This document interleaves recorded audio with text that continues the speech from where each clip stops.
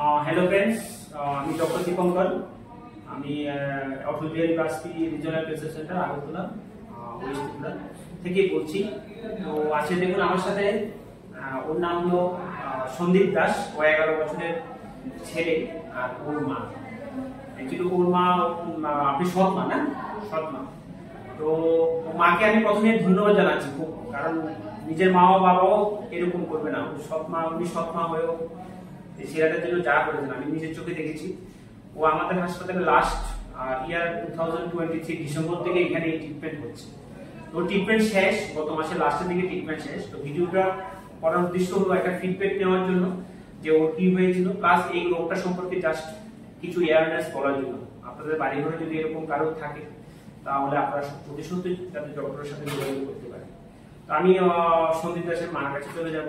হ্যাঁ মা, একটু বলবেন এখানে যে ওর কি হয়েছিল?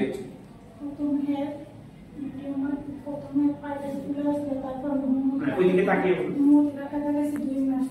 ওর কি হয়েছিল প্রথম?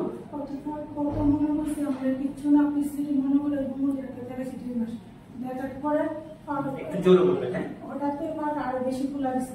কোন পাটা? বাম পাটা। বাম পায়ে কোন জায়গায়? এখানে। তারপর আমরা ওই সার্জিক্যাল জীবিত নিয়ে যাওয়ার পরে ওখানে বাইরে রিপোর্টে দরকার, বাইরে রিপোর্টে দরকার ক্যান্সারের সমস্যা হতে পারে এই মানুষের। তারপরে ওখান থেকে ক্যান্সার হসপিটাল জীবিত রেফার করা হতো।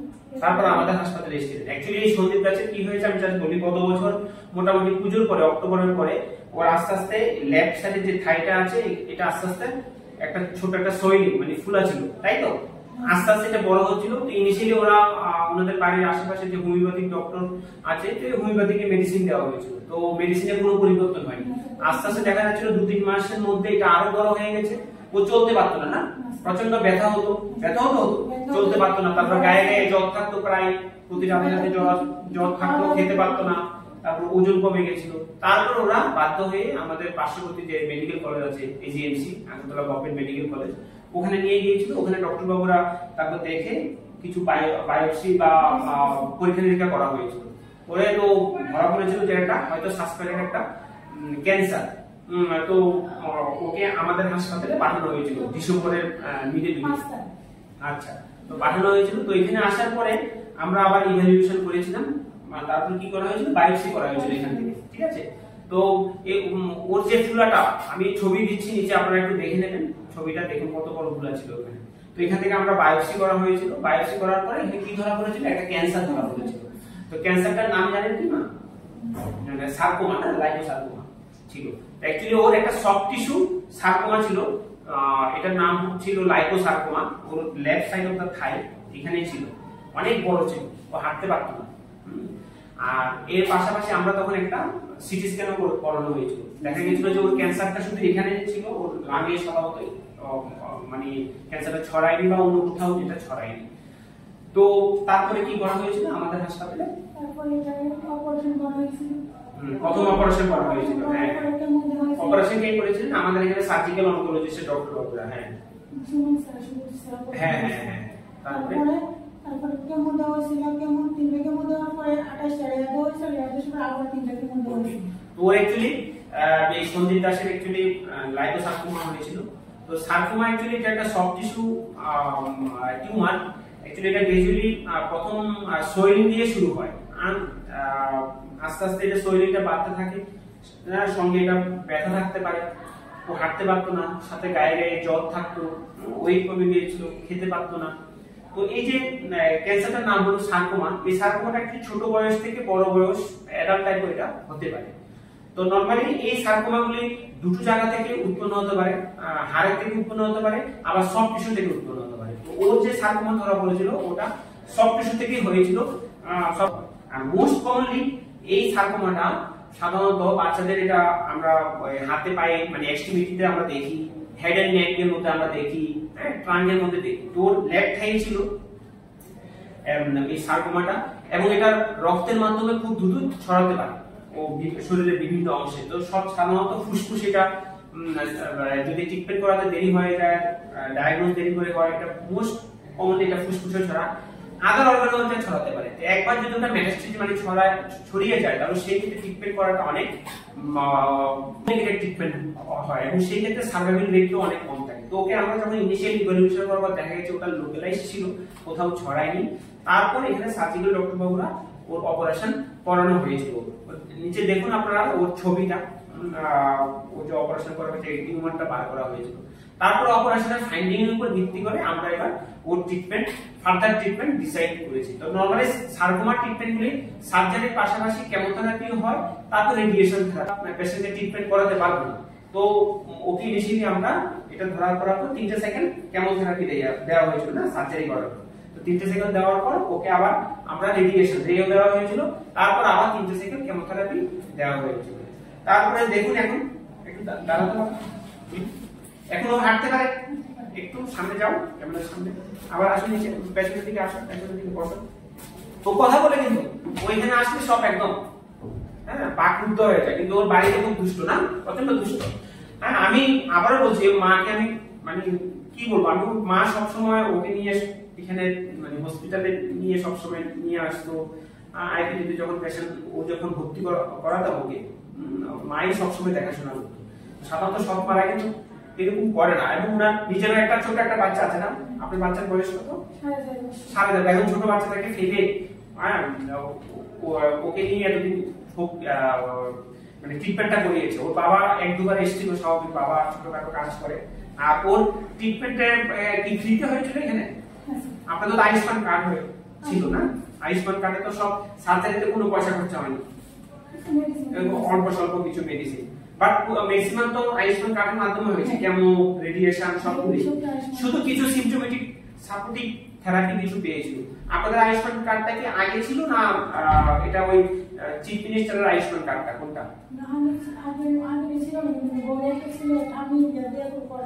এটা পরে আয়ুষ্মান কার্ডটা আমাদের হাসপাতাল থেকে করানো হয়েছিল না, পরে করিয়েছিল মানে এই রোগটা ধরা পড়ার পরে।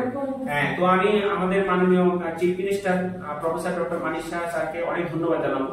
ওর সিএমজিওয়াই কার্ড ওর ছিল না, হ্যাঁ, তো সিএমজিওয়াই কার্ড করানো হয়েছিল রোগটা ধরা পড়ার পরে। তারপর ওই স্কিমের আন্ডারে ওর পুরো চিকিৎসা হয়েছিল। 90% ক্ষেত্রে ওটার মাধ্যমে সবকিছু হয়েছে, বাকি হয়তো 5 থেকে 10% ওনাদের পয়সাটা সব কিছু খরচা হয়েছে, তাই তো। তো এখন ট্রিটমেন্ট শেষ হয়েছে গত মাসে, লাস্ট 1 মান্থ হয়ে গেছে। তো ও এখন ভালো আছে, সুস্থ আছে। আপনি একটু আশীর্বাদ করবেন ও যাতে ভালো থাকে, ঠিক আছে। তো যদিও ওর কেমো দেওয়ার পর রেডিয়েশন শিডিউলে আমরা শুরু করতে পারিনি, কারণ ও খুব দুষ্ট ছিল, আসতে চাইতো না, প্লাস বাড়ির লোকদেরও কিছু প্রবলেম ছিল না, ও রেডিয়েশন শুরু করতে একটু দেরি, মানে কনসেন্ট দেরি, কারণ রেডিয়েশন দেওয়ার পরে বাচ্চাদের অনেক ধরনের অসুবিধা হয়। তো সেই জন্য রেডিয়েশন আমরা টাইমে শুরু করতে পারিনি। যাই হোক, তবু আমি ভগবানের কাছে প্রার্থনা করবো যাতে সারা জীবন ভালো থাকে। আসলে সার্কোমা যদি ঠিক টাইমে যদি ধরা পড়ে, ওর চিকিৎসা করা যায় এবং চিকিৎসার ভালোই রেসপন্স থাকে, মোটামুটি 70 থেকে 80% বাচ্চাই ভালো হয়ে যাবে, ঠিক আছে। কিন্তু আমরা কিন্তু ওকে চেকআপে রাখবো, আমি যেভাবে বলছি। কত বছর অবধি চেকআপে রাখবো বলেছিলাম? 5 বছর অবধি বলেছিলাম না? কিছুদিন পর চেকআপে আসতে হবে ওকে নিয়ে, ঠিক আছে। সন্দীপ, তুমি এখন থেকে স্কুলে যাবে না, আরো 1 মাস আরো কিছুদিন ওয়েট করে আমি বলবো। ও বাড়িতে কথা একদম শুনে না, ও খুব দুষ্ট। এখানে দেখুন খুব ভদ্র, ও শুধু ভগবানের লেজ মনে দিয়েছে পেছনে, না রে লেজ আছে তো। ও প্রচন্ড দুষ্ট। ওর মায়ে আমার কাছে এসে বলে, ও কিছু আবার বললে ও মাকে আবার বকেও, এরকম করবি না, হ্যাঁ। এরকম মা পাওয়া কিন্তু একটা ভাগ্যের ব্যাপার, হ্যাঁ। এরকম মা কিন্তু সাধারণত আমি তো দেখি না এরকম, মানে নিজের ছোট ছোট বাচ্চাকে, তোর একটা সৎ ভাই আছে, সৎ ভাইকে বাড়িতে কিন্তু সাথে এতদিন মানে ছিল এখানে, হ্যাঁ, অনেক কষ্ট করেছে। তো তার জন্য ওর মাকে আমি অনেক অনেক ধন্যবাদ জানাই, ঠিক আছে। আর ভগবানের কাছে এটা প্রার্থনা করি তুই যাতে ভালো থাকিস। তো আমি এই ভিডিওটা অ্যাকচুয়ালি করছি একটা অ্যাওয়ারনেসের জন্য। যখনই আপনাদের বাড়িতে কারোর এরকম শরীরে কোনো অংশ, কোনো সোয়েলিং মানে কোনো কিছু ফুলা দেখতে পাচ্ছেন, সাথে সাথে ডক্টরের সাথে যোগাযোগ করবেন। এবং সেই ফুলাটা যদি আস্তে আস্তে বড় হচ্ছে, গ্রাজুয়ালি ইনক্রিজিং সাইজ, আপনি সাথে সাথে যে ক্যান্সার হসপিটালে আসতে হবে এরকম নয়, আপনারা লোকাল যে কোনো ডক্টরের কাছে আপনারা দেখাতে পারেন। তো যাই হোক, ও 2-3 মাস পরে রোগটা ধরা পড়াতে আমরা ঠিক টাইমে ওকে চিকিৎসাটা শুরু করতে পেরেছি। সার্জারি, কেমোথেরাপি, রেডিয়েশন থেরাপি, আবার কেমোথেরাপি। তো ট্রিটমেন্টটাও শেষ হয়েছে, মোটামুটি 7 থেকে 8 মাসের ট্রিটমেন্ট হয়েছে না, 7 থেকে 8 মাসের ট্রিটমেন্ট হয়েছে। তো এখনো খেলাধুলাও করতে পারে, আর ও নাকি সাইকেলও চালায় না, সাইকেল চালায়, তারপরে সাঁতারও কাটে। হ্যাঁ, যে সন্দীপ আগে হাঁটতে পারতো না। তুই কিছু বল, তুই এখন কেমন ফিল করছিস? বল। ভালোই ফিল করছিস? আচ্ছা, আর কিছু বলবি নি? বল প্লিজ বল। আগে এখানে যখন এসেছিলি তখন কেমন লাগতো? ভয় লাগতো? এখন আর ভয় লাগে? আমাকে ভয় পাস? ও আমাকে ভয় পায় না, এই জন্য তো খুব দুষ্ট, ও আমার কথা খুব শুনেই না। তোকে বকা দিয়েছি না আমি অনেকবার? কেন বকা দিয়েছি? দুষ্টুমির জন্য। ও একদম কথা শুনে না। যাই হোক, আশা করি তোকে আমি যেভাবে বলবো সেভাবে আসবি, ঠিক আছে? তো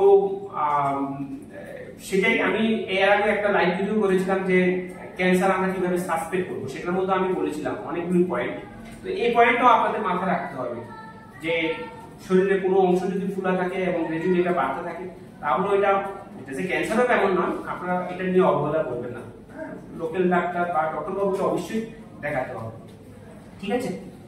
আর মা কিছু বলবেন? এখানে যে ট্রিটমেন্ট করার পরে আমাদের হাসপাতালে আপনার মানে হসপিটাল সম্পর্কে আপনার কি মনে হয়? এখানে এতদিন যে আপনি 7-8 মাস ধরে তো এসেছেন, এখানে পরিষেবাটা সম্পর্কে কিছু বলবেন? পরিষেবা ভালোই পেয়েছি। ওখানে বলুন। পরিষেবা ভালোই পেয়েছি। ভালোই পেয়েছেন? ওকে। সব নার্সিং স্টাফরা সহযোগিতা করে? আমার সাথে তো মিথ্যা কথা বলবেন, হয়তো বা মিথ্যা কথা বলবেন।